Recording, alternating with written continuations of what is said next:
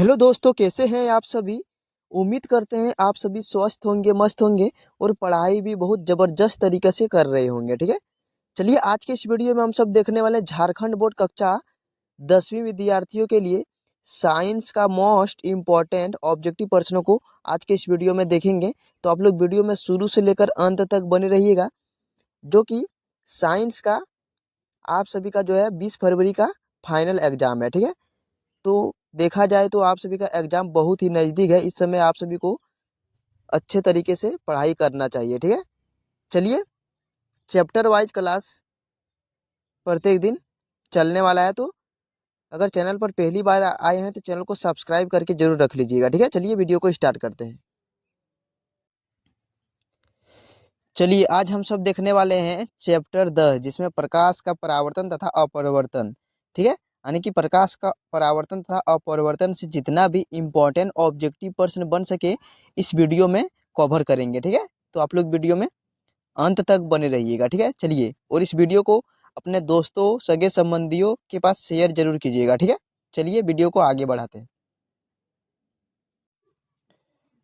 सबसे पहला प्रश्न पूछा गया है, प्रकाश की किरणें गमन करती है, यानी कि प्रकाश की किरणें जो है किस दिशा में गमन करती है। तो इसका सही आंसर हो जाएगा सीधी रेखा में। ठीक है, सीधी रेखा में जो है प्रकाश की किरणें गमन करती है। इसका सही आंसर हो जाएगा ऑप्शन नंबर ए वाला। ठीक है, चलिए आगे देखते हैं अगला प्रश्न। दूसरा प्रश्न आप सभी से पूछा गया है, प्रकाश तरंग उदाहरण है, यानी कि प्रकाश तरंग जो है किसका उदाहरण है। तो इसका सही आंसर हो जाएगा विद्युत चुंबकीय तरंग का। ठीक है, ऑप्शन जो देख रहे हैं आप सभी 2 नंबर में विद्युत चुंबकीय तरंग का इसका बिल्कुल ही सही आंसर हो जाएगा। और प्रत्येक दिन क्लासेस चलने वाली है, तो आप लोग इस चैनल में जुड़े रहिएगा। चलिए आगे देखते हैं अगला प्रश्न। अगला प्रश्न है, निर्वात में प्रकाश की चाल होती है। तो ये तो बहुत ही इंपॉर्टेंट प्रश्न है, इसको आप लोग फटाफट याद कर लीजिए। ये प्रश्न को कई बार एग्जाम में पूछा जा चुका है। ठीक है, निर्वात में प्रकाश की चाल कितनी होती है। तो इसका सही आंसर हो जाएगा 3 × 10⁸ मीटर प्रति सेकंड। ठीक है, ऑप्शन नंबर जो आप सभी देख रहे हैं ए वाला इसका बिल्कुल ही सही आंसर हो जाएगा। ठीक है, चलिए आगे देखते हैं अगला प्रश्न। अगला प्रश्न पूछा गया है, समतल दर्पण में प्रतिबिंब की प्रकृति क्या होती है। जो समतल दर्पण होती है इसमें प्रतिबिंब, देखो यहाँ पर क्या पूछा गया, प्रतिबिंब की प्रकृति क्या होती है। तो इसका सही आंसर हो जाएगा आभासी सदा सीधा। ठीक है, और इससे रिलेटेड एक पर्सन जो एग्जाम में फिक्स से पूछा जाता है। ठीक है, आभासी तथा सीधा इसका सही आंसर हो जाएगा। इसको जो आप सभी रट्टा लगा लीजिए या फिर याद कर लीजिए अच्छे से। ठीक है, चलिए आगे देखते हैं 5 नंबर का प्रश्न। 5 नंबर का प्रश्न पूछा गया, एक समतल दर्पण में वक्रता त्रिज्या आर है। एक समतल दर्पण में जो है वक्रता त्रिज्या आर किस क्या है। तो इसका सही आंसर हो जाएगा आर बराबर इन्फिनिटी। ठीक है, यानी कि अनंत तक रहता है। ठीक है, ऑप्शन नंबर जो देख रहे हैं 2 वाला इसका सही आंसर हो जाएगा। उसके बाद 6 नंबर का प्रश्न आप सभी देख सकते हैं, समतल दर्पण की फोकस दूरी कितनी होती है। जो समतल दर्पण की फोकस दूरी होती है यह कितनी होती है। तो इसकी अनंत होती है, यानी कि इन्फिनिटी। ठीक है, ऑप्शन में इन्फिनिटी भी दे सकता है। ठीक है, आप सभी ध्यान से देखकर आप सभी को जो है लिखना है। ठीक है, क्योंकि अब जो है लिखने लिखना ही पड़ेगा। आगे देखिए 7 नंबर का प्रश्न क्या है, एक लड़का समतल दर्पण से 100 सेंटीमीटर की दूरी पर लंबवत खड़ा है। लड़के और प्रतिबिंब के बीच की दूरी होगा। तो लड़के और जो है प्रतिबिंब की बीच की दूरी क्या होगा। तो इसका सही आंसर क्या हो जाएगा, देखिए इसका सही आंसर हो जाएगा 200 सेंटीमीटर।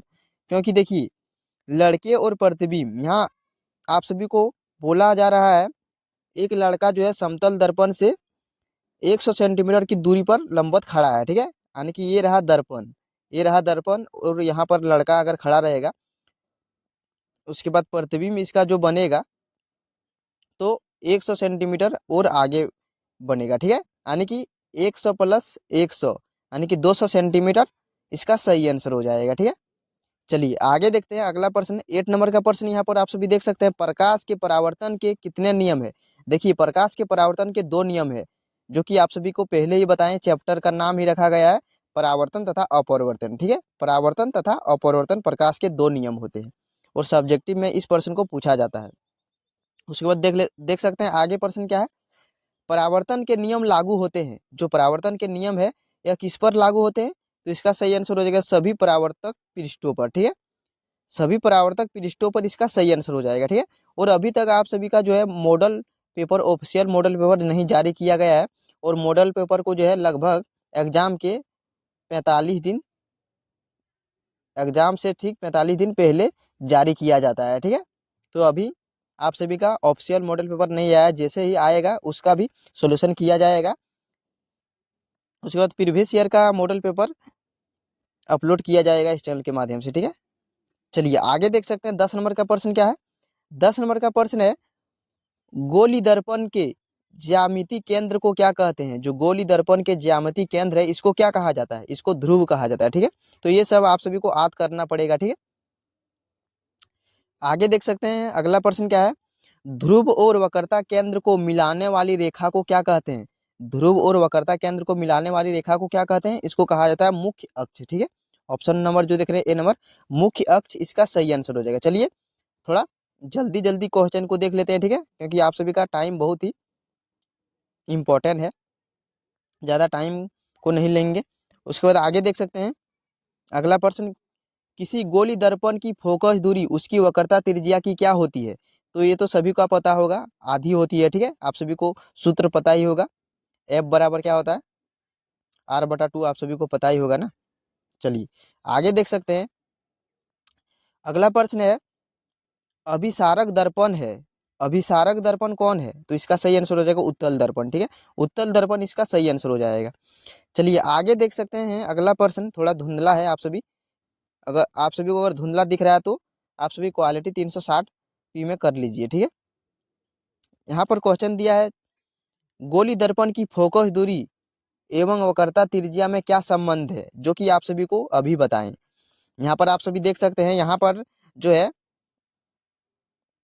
थोड़ा घुमा के ऑप्शन में दिया गया है, F बराबर R/2 होता है। ठीक है, क्या होता है? इसका सूत्र होता है F, यहाँ पर थोड़ा F बराबर R/2, लेकिन यहाँ पर तो ऐसे दिया नहीं है किसी में भी, तो आप सभी को यहाँ पर क्या करना है, इसके कुछ नहीं, इसके नीचे कुछ नहीं रहता तो क्या रहता, एक रहता। उसके बाद आप सभी जो है तिरछा तिरछी यहाँ पर गुना कर दीजिए, उसके बाद देखेंगे टू हो क्या हो जाएगा, R बराबर हो जाएगा 2F। ठीक है, R बराबर क्या हो जाएगा 2F। यहाँ पर देख सकते हैं ए वाला इसका सही आंसर हो जाएगा, ए नंबर वाला। चलिए आगे देख सकते हैं अगला प्रश्न क्या है, एक गोली दर्पण की वक्रता त्रिज्या कितना है, 20 सेंटीमीटर है, इसकी फोकस दूरी क्या होगा? आप सभी को अगर सूत्र याद होगा तो आसानी से, बहुत आसानी से आप सभी इस प्रश्न का सोल्यूशन कर सकते हैं। और ये प्रश्न, इससे रिलेटेड एक प्रश्न एकदम एग्जाम में पक्का पूछा जाएगा। F बराबर क्या होता है, R/2। तो R का मान यहाँ की त्रिज्या कितना दिया है, 20 दिया है, तो 20/2 इसको डिवाइड करेंगे 2 से, तो क्या हो जाएगा 10। इसका सही आंसर क्या आ जाएगा 10 सेंटीमीटर इसका फोकस दूरी हो जाएगा। ठीक है, तो आप सभी इस तरह का प्रश्न आसानी से सोल्यूशन कर सकेंगे। चलिए आगे देख लेते हैं 16 नंबर का प्रश्न, उस दर्पण की फोकस दूरी क्या होगी जिसकी वक्रता त्रिज्या 32 सेंटीमीटर है? वही प्रश्न को पूछा गया है, लेकिन यहाँ क्वेश्चन को थोड़ा आगे पीछे करके पूछा गया है। ठीक है, तो वही सूत्र आप सभी का है, F बराबर R/2। R का मान कितना दिया है, 32 दिया है, 32/2 होता है, तो इसको काट डिवाइड करेंगे, क्या आ जाएगा 16 सेंटीमीटर। ऑप्शन नंबर इसका 3 वाला सही आंसर हो जाएगा। ठीक है, चलिए आगे देखते हैं 17 नंबर का प्रश्न। 17 नंबर का प्रश्न क्या है, किस दर्पण की फोकस दूरी ऋणात्मक होती है? कौन सी दर्पण की जो है फोकस दूरी ऋणात्मक होती है? तो अवतल दर्पण की। ठीक है, अवतल दर्पण की इसका सही आंसर हो जाएगा। और चैप्टर वाइज क्लासेस चलेगी इस चैनल के माध्यम से, तो आप लोग चैनल में एकदम बने रहिएगा साथियों। चलिए आगे देख सकते हैं अगला प्रश्न क्या है, जब वस्तु अवतल दर्पण के वक्रता केंद्र यानी कि C पर हो तो प्रतिबिंब कहाँ पर बनेगा? तो यह बनेगा वक्रता केंद्र C पर ही बनेगा। ठीक है, जब वस्तु अवतल दर्पण के वक्रता केंद्र C पर होगा तो प्रतिबिंब भी कहाँ बनेगा, वक्रता केंद्र C पर ही बनेगा। ठीक है, इस तरह का प्रश्न आप सभी को याद कर लीजिए, ताकि आप सभी को एग्जाम में आसानी से इस तरह का प्रश्न बना पाएंगे। ठीक है, चलिए आगे देख सकते हैं अगला प्रश्न क्या है, किसी बिंब का अवतल दर्पण द्वारा बना प्रतिबिंब आभासी सीधा तथा बिंब से बड़ा पाया गया वस्तु की स्थिति कहाँ होनी चाहिए? देखिए, किस अवतल दर्पण द्वारा बना प्रतिबिंब जो है आभासी सीधा तथा बीम से बड़ा पाया गया तो वस्तु की स्थिति कहाँ होनी चाहिए? तो इसका सही आंसर हो जाएगा दर्पण के ध्रुव तथा मुख्य फोकस के बीच। ठीक है, इसका सही आंसर हो जाएगा 4 नंबर वाला। ठीक है साथियों, आप सभी को अगर इसका पीडीएफ चाहिए तो वीडियो को अंत तक देख लीजिए। उसके बाद जो है इसका पीडीएफ आप सभी को डिस्क्रिप्शन में टेलीग्राम का लिंक होगा, वहीं पर इसका पीडीएफ डाल देंगे और आसानी से इसका पीडीएफ आप सभी ले सकेंगे और कॉपी में लिख कर याद कर सकते हैं, या फिर आप सभी वीडियो को दोबारा देख सकते हैं, आसानी से याद हो जाएगा। चलिए आगे देख लेते हैं 20 नंबर का प्रश्न। किसी दर्पण से आप चाहे कितनी ही दूरी पर खड़े हो, आपका प्रतिबिंब सदैव सीधा प्रतीत होता है। संभवतः दर्पण है, तो ये कौन सा दर्पण होगा? या तो समतल अथवा उत्तल, या तो समतल होगा या फिर उत्तल होगा। ठीक है, चलिए आगे देख सकते हैं 21 नंबर का प्रश्न यहाँ पर दिया है। कौन सा दर्पण आभासी सीधा तथा वस्तु के आकार से छोटा प्रतिबिंब बनाता है? कौन सा दर्पण है जो आभासी सीधा तथा वस्तु के आकार से छोटा प्रतिबिंब बनाता है? तो इसका सही आंसर हो जाएगा अवतल दर्पण। ठीक है, अवतल दर्पण इसका सही आंसर हो जाएगा। आगे देख सकते हैं 22 नंबर का प्रश्न। किसी दर्पण से वस्तु का प्रतिबिंब बड़ा बनता है, तो किस दर्पण से जो है वस्तु का प्रतिबिंब बड़ा बनता है? अभी आप सभी को बताया अवतल दर्पण। चलिए आगे देख सकते हैं 23 नंबर का प्रश्न। अवतल दर्पण में वस्तु का प्रतिबिंब होता है। अवतल दर्पण में जो है वस्तु का प्रतिबिंब कैसा होता है? तो इसका सही आंसर हो जाएगा आभासी वास्तविक, यानी कि देखा जाए इसका सही आंसर अगर देखा जाए परफेक्ट, इसका सही आंसर हो जाएगा ऑप्शन नंबर 3 वाला। ठीक है, ए और 2, यानी कि ऑप्शन नंबर जो देख रहे हैं ए और 2 दोनों प्रकार का। ठीक है, चलिए आगे देखते हैं 24 नंबर का प्रश्न। दोस्तों इस चैप्टर से एक भी यहाँ से बाहर प्रश्न नहीं पूछा जाएगा, ठीक है, गारंटी के साथ बोल रहे हैं, तो आप लोग वीडियो में अंत तक बने रहिए। चलिए इस चैप्टर से अगर एक भी प्रश्न बाहर आएगा तब बताइएगा। चलिए 24 नंबर का प्रश्न है, उत्तल दर्पण द्वारा बना प्रतिबिंब सदैव होता है। तो इसका सही आंसर हो जाएगा सीधा। ठीक है, सीधा इसका सही आंसर हो जाएगा। चलिए आगे देखते हैं 25 नंबर का प्रश्न। उत्तल दर्पण द्वारा बना प्रतिबिंब होता है। जो उत्तल दर्पण द्वारा बना प्रतिबिंब कैसा होता है? तो इसका सही आंसर हो जाएगा आभासी तथा सीधा। ठीक है, आभासी तथा सीधा होता है उत्तल दर्पण द्वारा बना प्रतिबिंब। चलिए 26 नंबर का देखते हैं प्रश्न। 26 नंबर का प्रश्न क्या है? जब किसी बीम को किसी अवतल दर्पण के फोकस और ध्रुव के बीच रखा जाता है तो उसका प्रतिबिंब दर्पण के पीछे बनता है, यह प्रतिबिंब होता है। तो इसका सही आंसर हो जाएगा आभासी तथा सीधा। ठीक है, आगे प्रश्न है 27 नंबर का प्रश्न आप सभी से पूछा गया है, उस दर्पण का नाम बताएं जो बीम का सीधा तथा आवर्धित प्रतिबिंब बना सके। तो इसका सही आंसर हो जाएगा अवतल दर्पण। ठीक है, चलिए आगे देखते हैं 28 नंबर का प्रश्न। किस दर्पण का दृष्टि क्षेत्र विस्तृत होता है? किस दर्पण का जो है दृष्टि क्षेत्र विस्तृत होता है, यानी कि बड़ा होता है? उत्तल दर्पण। ठीक है, उसके बाद 29 नंबर का प्रश्न, ये भी प्रश्न कई बार एग्जाम में पूछा जा चुका है। वाहनों में पश्चिम दृश्य दर्पण के रूप में किस दर्पण का उपयोग किया जाता है? तो इसका सही आंसर हो जाएगा उत्तल दर्पण। ठीक है, 30 नंबर का प्रश्न है, वाहनों के अग्रदीपों में किस दर्पण का उपयोग किया जाता है? थोड़ा धुंधला दिख रहा होगा, आप सभी एडजस्ट कीजिएगा। इसका सही आंसर हो जाएगा अवतल दर्पण। अगला प्रश्न है, सौर भट्टियों में किस दर्पण का उपयोग किया जाता है? सौर भट्टियों में जो है अवतल दर्पण का उपयोग किया जाता है। ठीक है, उसके बाद 32 नंबर का प्रश्न है, मोटर चालक के सामने कौन सा दर्पण लगा रहता है? आप सभी देखेंगे कि मोटर चालक के सामने कौन सा दर्पण लगा रहता है? उत्तल दर्पण। ठीक है, उत्तल दर्पण लगा रहता है। उसके बाद 33 नंबर का प्रश्न है, सोलर कुकर में किस गोली दर्पण का उपयोग किया जाता है? जो सोलर कुकर है उसमें किस गोली दर्पण का उपयोग किया जाता है? इसमें जो है अवतल दर्पण का उपयोग किया जाता है। ठीक है, उसके बाद है, हजामत बनाने के लिए किस दर्पण का व्यवहार किया जाता है? यानी कि आप सभी को पहले ही बताया, हजामत मतलब दाढ़ी, दाढ़ी बनाने के लिए किस दर्पण का व्यवहार किया जाता है, यानी कि उपयोग किया जाता है? तो इसका सही आंसर हो जाएगा अवतल दर्पण। ठीक है, और ये तो आप सभी को पता होगा, दर्पण का सूत्र होता है। दर्पण का सूत्र और लेंस का सूत्र आप सभी को याद कर लेना है।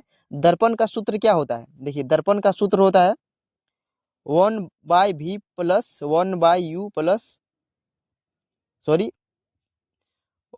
1/v प्लस 1/u बराबर 1/f। ठीक है, तो आप सभी इसको याद कर लेना है, इससे सब्जेक्टिव प्रश्न को बनाने में भी इससे सहायता मिलता है। ठीक है, आगे देख सकते हैं 36 नंबर का प्रश्न, लेंस का सूत्र। लेंस का सूत्र भी आप सभी को याद कर लेना है। इसका सूत्र होता है 1/v माइनस 1/u बराबर 1/f। ठीक है, यानी कि देखा जाए तो इसका उल्टा। ठीक है, यहाँ पर आप सभी देख सकते हैं, आसानी से याद कर सकते हैं, उतना रटा मारने का जरूरत नहीं। यहाँ पर आप सभी देखेंगे इसमें जो है प्लस का चिन्ह होता है और उसमें जो है माइनस का चिन्ह होता है। ठीक है, आप सभी यहाँ पर देख सकते हैं, दर्पण का सूत्र में यहाँ प्लस का चिन्ह होता है और लेंस का माइनस का चिन्ह होता है। ठीक है, बस इतना ही फर्क है। चलिए आगे देख सकते हैं 37 नंबर का प्रश्न, किस प्रकार का लेंस वास्तविक उल्टा तथा वस्तु के आकार से बड़ा प्रतिबिंब बनाता है? तो आप सभी को पीछे ही बताए थे उत्तल लेंस। ठीक है, थोड़ी हाँ उत्तल लेंस हो जाएगा, पीछे बताए थे अलग क्वेश्चन। ठीक है, ये जो है थोड़ा अलग टाइप का क्वेश्चन दिया गया है। 38 नंबर का प्रश्न है, किस प्रकार का लेंस आभासी सीधा तथा वस्तु के आकार से छोटा प्रतिबिंब बनाता है? इसका सही आंसर हो जाएगा अवतल लेंस। आप सभी को ये सभी प्रश्न जो है याद करना पड़ेगा या फिर आप सभी डिटेल में बुक में पढ़ना पड़ेगा। ठीक है, उतना आप सभी के पास टाइम नहीं है, आप सभी फटाफट रट्टा मार लीजिए। अगला प्रश्न है, अवतल लेंस द्वारा बना प्रतिबिंब हमेशा वस्तु से होता है तो छोटा होता है। ठीक है, वस्तु से छोटा होता है प्रतिबिंब। उसके बाद 40 नंबर का प्रश्न है, अवतल अवतल लेंस द्वारा किसी वस्तु का हमेशा किस प्रकार का प्रतिबिंब बनता है? तो यह बनता है आभासी। ठीक है, आभासी बनता है। उसके बाद आगे देख सकते हैं आप सभी 41 नंबर का प्रश्न, निम्न में से किस पदार्थ लेंस बनाने के लिए, यानी कि कौन सा पदार्थ जो है लेंस बनाने के लिए प्रयुक्त नहीं किया जा सकता है? ऑप्शन के अकॉर्डिंग आप सभी देखा जाए कौन सा पदार्थ है जो लेंस बनाने के लिए उपयोग नहीं किया जाता है? तो आप सभी देखेंगे इसमें जल, कांच, प्लास्टिक ये सभी उपयोग किया जाता है, लेकिन मिट्टी इसमें उपयोग नहीं किया जाता है। ठीक है, उसके बाद आगे देख सकते हैं, किसी बिंब का वास्तविक तथा समान साइज का प्रतिबिंब प्राप्त करने के लिए बिंब को उत्तल लेंस के सामने कहाँ रखेंगे? तो इसको जो है फोकस दूरी की 2 गुनी दूरी पर रखना पड़ेगा। ठीक है, अगला प्रश्न है, किसी गोली दर्पण तथा किसी पतले गोली लेंस दोनों की फोकस दूरियां -15 सेंटीमीटर है, दर्पण तथा लेंस संबद्ध है, तो ये कौन सा दर्पण होगा? दोनों अवतल होगा। ठीक है, ये जो है दोनों अवतल होगा इस स्थिति में। ठीक है, देखिए दोस्तों, आप सभी के फाइनल एग्जाम में प्रश्न को जो है बदला नहीं जाता है। ठीक है, यानी कि प्रश्न को टफ नहीं पूछा जाता है। आप सभी अगर देखेंगे प्रश्न जो है अधिकतर वर्मा गैस से ही पूछा जाता है। ठीक है, तो आप लोग वर्मा गैस को अच्छे से याद, वर्मा गैस का जितना भी क्वेश्चन दिया गया है सारा याद कर लीजिए, आप सभी का आसानी से एग्जाम निकल जाएगा। चलिए आगे देख सकते हैं, किसी शब्दकोश में दिए गए छोटे अक्षरों को पढ़ते समय आप निम्न में से कौन सा लेंस पसंद करेंगे? किसी शब्दकोश में दिए गए छोटे अक्षरों को पढ़ते समय आप कौन सा लेंस पसंद करेंगे? तो इसका सही आंसर हो जाएगा 5 सेंटीमीटर फोकस दूरी का एक उत्तल लेंस। ठीक है, 5 सेंटीमीटर फोकस दूरी का एक उत्तल लेंस का आप उपयोग करेंगे। उसके बाद 45 नंबर का प्रश्न है, किसी शब्दकोश के छोटे अक्षरों को पढ़ने के लिए आप किस प्रकार के लेंस का उपयोग करते हैं? तो इसका सही आंसर हो जाएगा उत्तल लेंस। ठीक है, जो कि आप सभी को अभी बताएं उत्तल लेंस हो जाएगा। उसके बाद अगला प्रश्न है, एक माध्य से दूसरे माध्य में जाने पर प्रकाश की किरण मुड़ जाती है, किरण के मुड़ने को कहा जाता है। ये तो आप सभी को याद होगा, सब्जेक्टिव में ये प्रश्न को पूछा जाता है। देखिए, कोई प्रकाश जाता है अचानक और अचानक मुड़ जाता है, तो ये क्या हो जाएगा? प्रकाश का अपवर्तन। ठीक है, प्रकाश का अपवर्तन इसका सही आंसर हो जाएगा। ठीक है, आगे देखिए अगला अगला एक आप सभी से जो है एक सूत्र पूछा गया है, यहाँ पर आप सभी देख सकते हैं, स्नेल के नियमानुसार होता है, तो इसका सही आंसर क्या हो जाएगा? Sine i by sine r बराबर स्थिरांक। ठीक है, इसको बोला जाता है स्थिरांक। चलिए आगे देख सकते हैं 48 नंबर का प्रश्न है, पानी में आंशिक रूप से डूबी पेंसिल के मोड़े होने की घटना का परिणाम है, तो अभी आप सभी को बताएं प्रकाश का अपवर्तन। कोई पानी में एक पेंसिल जो है अचानक ऐसे मुड़ जाता है, ठीक है, जाता है, तो ये प्रकाश का अपवर्तन है। ठीक है, आप सभी को सब्जेक्टिव में पढ़े होंगे। और देखते हैं कितना प्रश्न है, आप लोग वीडियो में बने रहिए। 49 नंबर का प्रश्न है, किसी लेंस की क्षमता P, लेंस की क्षमता को किससे इंडिकेट करते हैं? P से, और उसकी फोकस दूरी F में क्या संबंध है? तो आप सभी को बार बार बताएं, P बराबर 1/F इसका सूत्र होता है, ठीक है। उसके बाद 50 नंबर का प्रश्न है, लेंस की क्षमता का SI मात्रक है। तो लेंस की क्षमता का SI मात्रक क्या है? डायोप्टर है, ठीक है। डायोप्टर इसका सही आंसर हो जाएगा, जिसको इंडिकेट करते हैं D से, ठीक है, D से इंडिकेट करते हैं।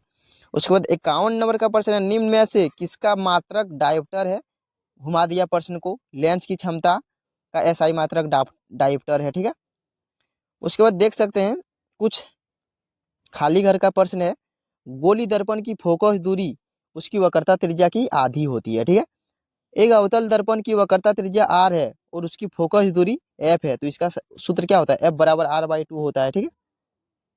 निर्वात में प्रकाश की चाल है, कितना है? 3 × 10⁸ मीटर प्रति सेकंड। समतल दर्पण में प्रतिबिंब बनता है, आभासी बनता है। उसके बाद अगला है, उत्तल दर्पण में हमेशा प्रतिबिंब आभासी बनता है। उत्तल लेंस को आप अभिसारी लेंस भी कहा जाता है, ठीक है। अवतल लेंस को जो है अपसारी लेंस कहा जाता है। लेंस की क्षमता SI मात्रक डायोप्टर है। उत्तल लेंस की क्षमता धनात्मक होती है, अवतल लेंस की क्षमता ऋणात्मक होती है, ठीक है। तो ये सभी पॉइंट्स को आप सभी को याद करना है, ठीक है, जिससे आप सभी के फाइनल एग्जाम में एक भी प्रश्न ना छूट सके।